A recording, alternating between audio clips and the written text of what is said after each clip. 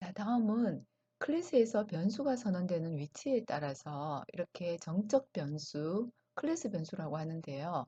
이 정적 변수와 인스턴스 변수로 구분할 수가 있습니다. 자, 한번 살펴보면요. 자, 이렇게 init, 이 생성자 내부에 정의되어 있는 이 변수를 인스턴스 변수라고 하고요.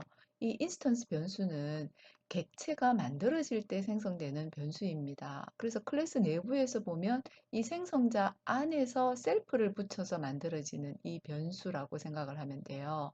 즉 우리가 객체를 만든다는 것은 스튜던트 1이라는 그 객체를 만든다면 이 스튜던트 클래스에 이렇게 했죠.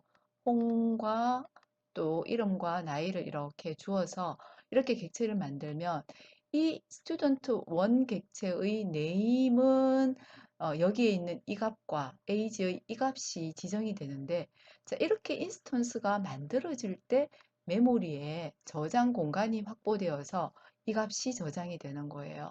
그래서 실제 이 객체가 만들어지기 전에는 메모리에 이 실제 공간이 할당되지 않고요. 근데 반면에 이 클래스 변수는 이 클래스 공간 내부에 바로 이렇게 초기값을 주어서 만드는 이 변수를 우리는 클래스 변수라고 합니다. 자, 이 변수의 경우에는 우리가 객체 간의 이 값을 서로 공유하는 경우에 사용하면 되는데요. 자, 예를 통해서 한번 살펴보도록 할게요. 자, 여기에 그 클래스 내부에 정의되어 있고 이 메소드들 바퀴라고 할 수가 있죠. 그죠? 그래서 여기에 저장된 이 카운트는요. 클래스 변수가 되겠고 이 self.name과 self.age는 인스턴스 변수입니다. 자, 그리고 이 init 메소드 안에 있는 이 count 이것도 곧 클래스 이 변수를 말하는 거예요. student.count니까 그죠? 그래서 이 클래스 변수를 이 init이 한번 호출될 때마다 얘를 하나씩 증가하고 있습니다. 현재요. 자, 그래서 이 오른쪽에 이제 이렇게 객체를 4개를 만들었네요. 그죠? 이 스튜던트 클래스를 사용하여서. 자, 이렇게 4개를 만들면 이때도 이닛이 한번 불러지고 이때도 이닛이 한번 만들어지고 그 다음에 이때도 이닛이 만들어지고 그죠? 그래서 이 네 개의 이 값을 가지고 초기화가 이루어지고 이때 인스턴스 변수는 이 홍과 20을 주면 셀프.name의 홍 20, 그 다음에 또 셀프.name의 리하고 19가 들어가고 이런 식으로 이 인스턴스 변수는 4차례 발생이 되는 거고요. 자, 그리고 이때 만들어질 때마다 이 생성자가 호출되니까 이 이닛이 호출되니까 여기에 카운트도 하나씩 증가하고 있죠. 그래서 처음 생겼을 때 0부터 초기화해서 한번 호출되면서 1 증가, 또 한번 호출되면서 1 증가, 1 증가, 1 증가. 이런 식으로 객체가 이 이닛이 생성될 때마다 카운팅을 하기 때문에 점 카운트를 여기에서 확인을 해보면 이렇게 4가 나오고요. 그 다음에 또 스튜던트 1 이 객체의 카운트 이 객체의 카운트도 확인해 보면 이 카운트는 이 클래스 변수를 말하죠. 그래서 이때도 확인해 보면 똑같이 4. 이 스튜던트 2를 이용해서도 이 카운트는 참조할 수가 있고요. 그래서 이 클래스 변수는 모든 객체에서 참조할 수 있는 그런 변수예요. 그러니까 서로 하나로 이 자료를 공유할 때 이렇게 클래스 변수를 사용하면 되겠죠. 자, 여기에 student 1.name과 student 2.name은 뭔가요? 이때의 name은 self.name, self.name을 참조하는 거죠. 그래서 얘네들 둘은 인스턴스 변수를 참조하기 때문에 서로 이거의 이름과 1.의 name과 student 2.name은 서로 다른 값을 가지고 오는 걸 알 수가 있어요. 다른 메모리 공간을 사용해서 만들어진다는 거죠. 그래서 메모리 공간으로 확인하면 카운트는 클래스 변수가 이거 만들어질 때 이 메모리 공간을 바로 할당받고 또 이 init 안의 이 인스턴스 변수는 이렇게 객체가 만들어지면 각각에 대한 메모리 공간이 새로 할당되는 그런 변수라고 구분해서 이해하시면 되겠습니다. 다음은 클래스의 특징 중에 하나인 상속 개념을 살펴보도록 하겠습니다. 자, 우리가 현실에서 부모의 유산이나 재산을 물려받는 것을 우리가 상속이라고 하죠. 그래서 비슷한 개념으로 OOP에서도 클래스 간의 상속이 가능한데 이제 용어도 부모 클래스, 자식 클래스 그대로 사용합니다. 그래서 OOP에서 이제 상속이라는 개념은 뭐냐 하면 기존 클래스의 필드와 이 메소드를 그대로 물려받아서 새로운 클래스를 만드는 거, 그걸 우리가 상속이라고 얘기를 합니다. 그래서 같은 기능으로 처리해야 하는 경우에 부모 클래스에 있는 걸 그대로 이렇게 물려받아서 쓰면 다시 정의 안 해도 되니까 편리하겠죠? 그래서 여러분들도 왜 부모님 집에 있으면서 부모님 물건을 이렇게 공유하는 개념으로 그렇게 생각하시면 돼요. 자, 그래서 이 상속은 프로그래밍에서 발생할 수 있는 이 중복, 이렇게 중복을 최소화하는 그런 장점이 있고 또 필요하면 기능을 추가하거나 또 수정할 수 있는 그런 여러 장점이 있습니다. 자, 이 부모 클래스를 우리가 상위 클래스라고 얘기하고 또 수포 클래스라고 얘기하고요. 또 이 자식 클래스를 또 이렇게 서브 클래스 또는 하위 클래스라고 얘기합니다. 자, 그래서 우리가 자식 클래스, 즉 이 하위 클래스의 형식을 살펴보면 이제 클래스 이런 형태로 만드는데요. 우리가 부모 클래스는 이렇게 만들었죠. 이제 앞에서 했던 이 부모 클래스로 만약에 이름을 만든다면 이렇게 괄호가 없고요. 이렇게 콜론을 넣어서 이렇게 메소드랑 그 속성을 만들어서 이렇게 클래스를 정의했는데 자식 클래스의 모양은 여기에 괄호를 넣고요. 그 대신에 이 괄호 안에는 내가 상속받을 부모 클래스의 이름을 주어서 이렇게 만들면 됩니다. 이 내부에서 만드는 모양은 똑같고요. 그죠? 자, 이렇게 이제 만들면 정의하면 이 부모 클래스의 그 속성과 메소드를 다 물려받아서 여기에서 이 자식 클래스에서 그대로 사용할 수 있는 그런 형태로 구성이 됩니다. 자, 스튜던트 클래스로 또 간단히 한번 살펴보면요. 자, 부모 클래스 이 스튜던트와 이제 이 자식 클래스 걸즈랑 보이즈를 하나 만들었습니다. 그래서 이 괄호 안에는 이 스튜던트를 그저 물려받아서 이 부모 클래스를 지정을 하였고요.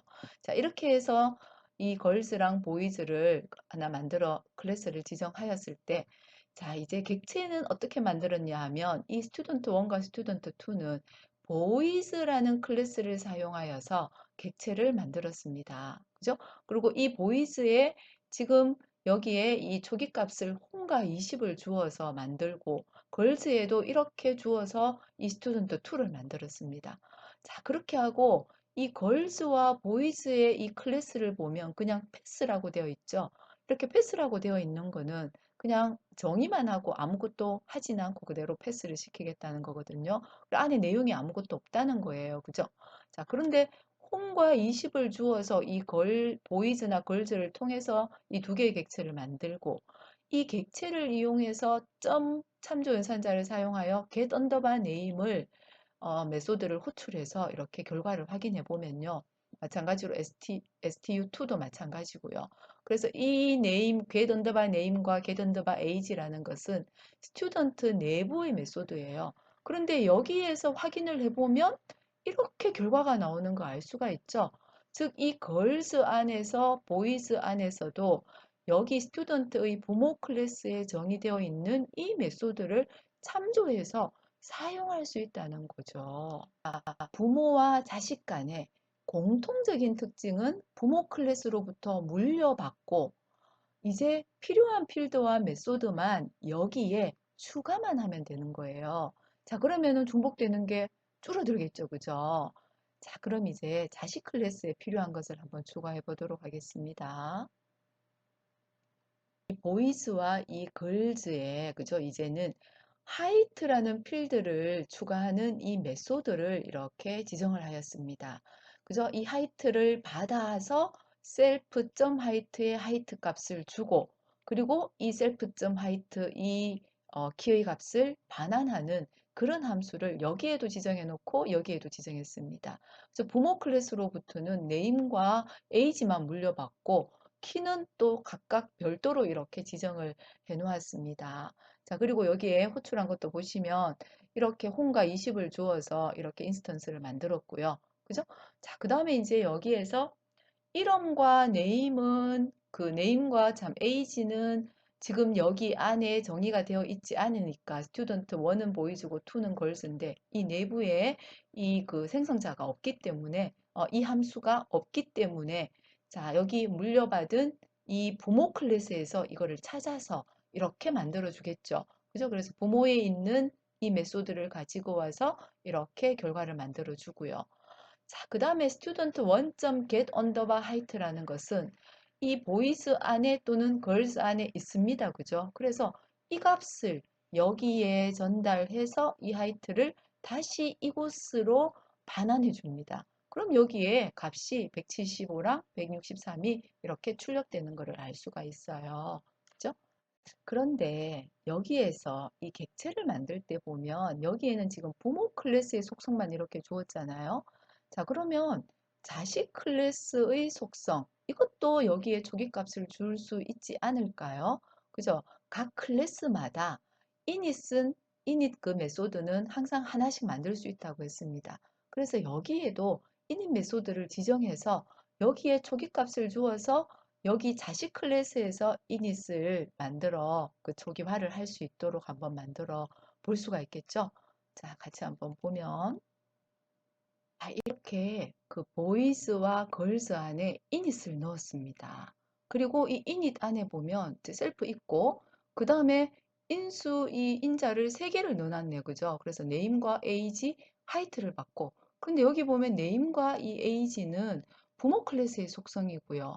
그죠? 그 다음에 이 height만 이 boys에 있는 거를 쓰려고 하는 거겠죠. 그래서 이 부모 클래스에 있는 name과 age는 위에서 물려받는 거기 때문에 재정의할 필요는 없겠죠.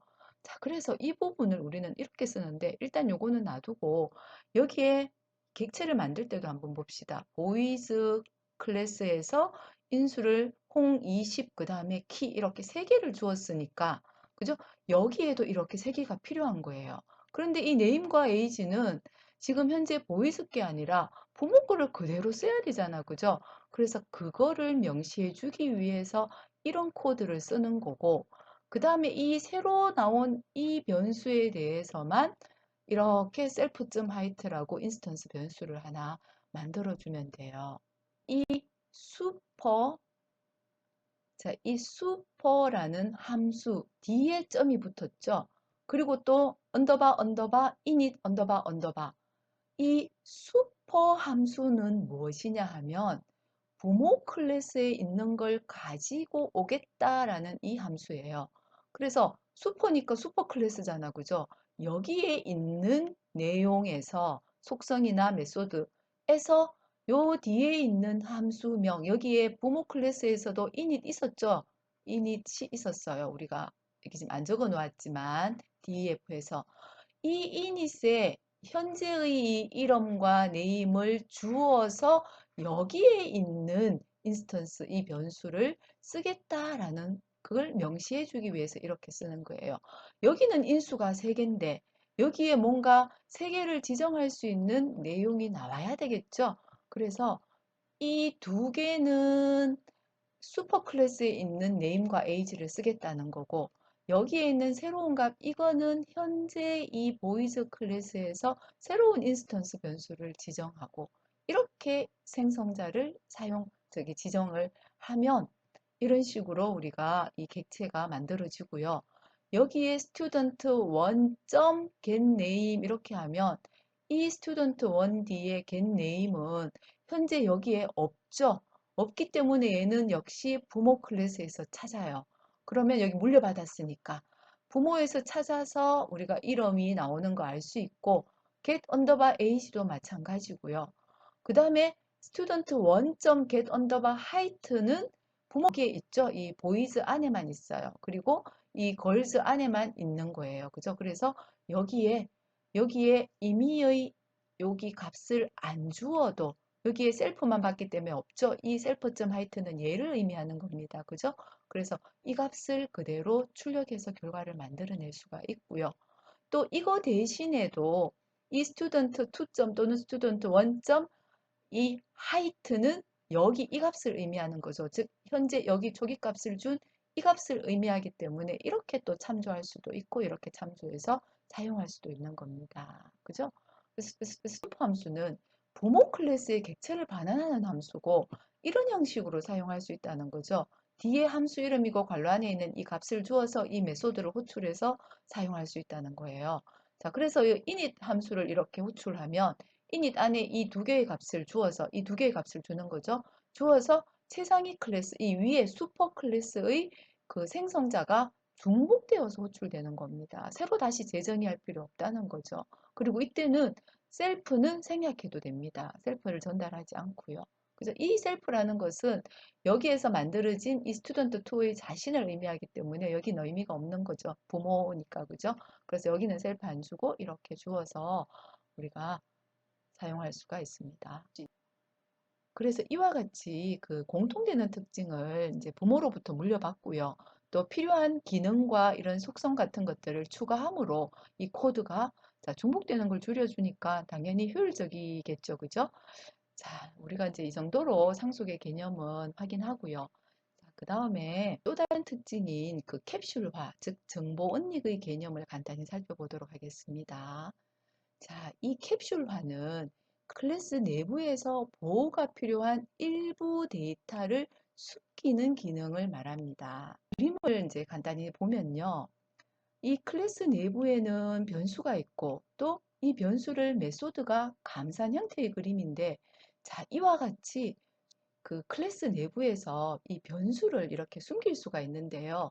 자, 어떻게 숨기느냐 하면 여기에 네임 데코레이션이라고 있죠. 네이밍 데코레이션. 즉 언더바 두 개를 변수 앞에다가 데코레이션을 하는 거예요. 그래서 이렇게 붙여서 그 변수를 숨기고 즉 숨기기 때문에 우리가 캡슐화한다고 얘기를 하죠. 캡슐 안에 이렇게 감싸는 거예요. 그 캡슐처럼. 그래서 이 캡슐화하고 그 변수를 직접 참조 못하고요. 그리고 이 변수를 참조할 수 있는 메소드를 지정합니다. 그래서 이 특정 메소드를 지정하여서 참조 가능하게 하는 그런 기능을 우리는 인캡슐레이션, 캡슐화라고 합니다. 이렇게 언더바 두 개를 붙여서 변수나 메소드를 지정하면요. 이는 그 외부에서는 참조를 못하게 하는 비공개로 되고요. 즉 프라이빗으로 그 지정이 됩니다. 그래서 프라이빗 속성이 되고요. 반대로 이게 없으면 이 언더바가 없으면 일반적으로 이 클래스의 멤버들은 퍼블릭으로 지정이 되어서 외부에서 접근이 가능합니다. 자, 이것도 예를 들어서 한번 보면 자, 여기에 이 그 네임 변수를 보면요. 이 네임은 어디 셀프.언더바 언더바 네임에다가 저장을 하죠. 이렇게 네임이 들어오면. 자, 그럼 여기 언더바가 두 개가 붙으면 얘는 외부에서 얘를 참조해서 쓸 수가 없다는 거예요. 좀 전에 우리가 셀프.height 했을 때 뭐 스튜던트 1.height 이렇게 해서 참조해서 사용했잖아. 그죠? 근데 여기에 이런 식으로 지정을 하면 자, 여기 바깥에 한번 보겠습니다. 이 스튜던트를 클래스를 통해서 이렇게 객체를 만들면 이 obj.점 이 변수를 참조해서 출력해 보면 자, 이렇게 그죠? 참조할 수 없는 attribute 에러가 나버려요. 그죠? 이렇게 이제 외부에서 참조할 수 없도록 보호하는 차원에서 우리가 이 변수 앞에 이렇게 언더바 두 개를 사용해서 지정할 수가 있는 거. 이걸 우리가 캡슐라이제이션이라고 합니다. 이것도 간단하게 예를 한번 들어보면 이제 서클이라는 클래스가 있고요. 여기에 보면 다 메소드로 이렇게 지정이 되었죠. 그리고 여기 이닛에 보면 반지름을 받아서 그죠? 그 반지름을 이렇게 언더바 레이디어스에 이렇게 지정을 했습니다. 그럼 이 반지름, 이 레이디어스 변수라는 것은 프라이빗으로 지정이 된 거고 얘는 이 외부에서, 클래스 외부에서 참조할 수 없는 거죠. 그래서 지금 C1이라는 이 인스턴스를 이렇게 만들었어요. 그럼 이 C1 언더바 레이더스 보면 당연히 오류가 나겠죠. 그죠? 이렇게 참조할 수 없다는 거예요. 그러면 이 외부에서 그죠? 이 클래스 외부에서 그럼 이 반지름을 참조할 수 있는 방법은 뭘까라는 거죠. 그 방법을 우리는 이렇게 메소드로 다 지정해 놓고 사용할 수 있다는 거예요. 그래서 바깥에서 외부에서 이 반지름을 지정할 때는 지금 디폴트 값은 1인데 그죠? 반지름을 뭔가 들어와야지만 면적도 구할 수 있고 이렇게 썰큼 이거는 뭔가요? 원둘레네, 그죠? 이 둘레도 계산할 수 있고 면적도 구할 수가 있죠. 그래서 set radius에다가 이 메소드를 호출해서 여기에 10을 주었습니다. 그럼 이 10은 여기에 10R이 들어가고 이 10은 이제 반지름을 세팅시키는 거예요. 그럼 이후에는 이 레이디어스가 10이 되어 있겠죠? 그래서 반지름을 한번 호출해 보면 이 반지름을 호출할 때도 C1. get radius 이 메소드를 호출해야 되겠죠. 그래서 여기에는 보면 이 radius 이 반지름 값만 리턴해주는 메소드예요. 그래서 이걸 호출해서 살펴보면 이 반지름이 좀 전에 만들었던 그 반지름 10이 되고 그 다음에 이 에어리어도 당연히 언더바 이 레이디어스가 10이니까 10으로 계산해서 그 다음 이 에어리어를 리턴해주고 이 자리로 그 다음에 당연히 이 썰컴도 마찬가지로 이 반지름에 해당되는 이 원둘레를 계산해서 얘를 이렇게 리턴해 주니까 이 자리로 돌려주겠죠.